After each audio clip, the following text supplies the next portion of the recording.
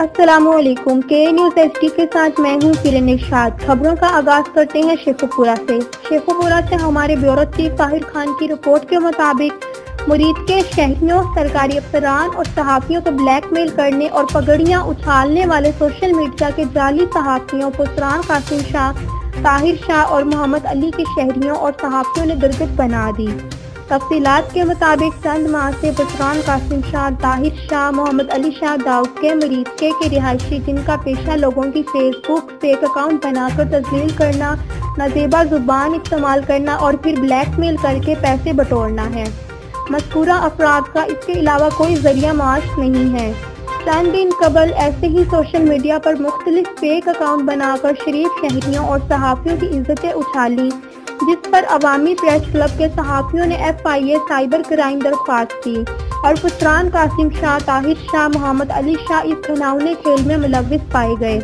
جس کے پشت پناہی قبضہ مافیا سرکاری ملازمین اور 7 نام نہاد صحافی جنہوں نے سرکاری بلڈنگ پرانا بلدیہ اسسٹنٹ کمشنر کی ملی بھگت سے قبضہ جما رکھے ہیں، ٹیوب ویل آپریٹر اور سرکاری ٹیچر کرتے پائے گئے۔ 2 دن قبل پسران قاسم شاہ، طاہر شاہ، محمد علی شاہ نے مذکورہ حالات کی رنجش میں عوامی پریس کلب کے 2 صحافیوں کو سوشل میڈیا کے بلیک میلرز جعلی صحافیوں ناروال روڈ پر شریف شہری سے اشتہار لینے کی غرض سے بلیک میل کرنے جا رہے تھے کہ پل کے قریب موٹر سائیکل مار دی، جس بنا پر صحافیوں کی ہاتھا پائی ہو گئی،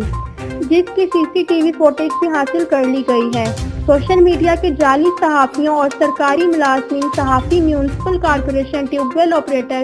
اور سرکاری ٹیچر چھوٹ پر مبنی پولیس کو درخواست دے کر پولیس کو FIR درج کرنے پر بلیک میل کر رہے ہیں، اور دوسری جانب عوامی پریس کلب کے صحافیوں نے بھی قانونی کارروائی کرنے کی درخواست دی۔ شہریوں، تاجروں اور صحافیوں نے فیک اکاؤنٹ بنا کر بلیک میل کرنے اور پگڑیاں اچھالنے پر سوشل میڈیا کے جعلی صحافیوں پسران قاسم شاہ، طاہر شاہ، محمد علی شاہ پر قانونی کارروائی کرنے کا مطالبہ کر دیا۔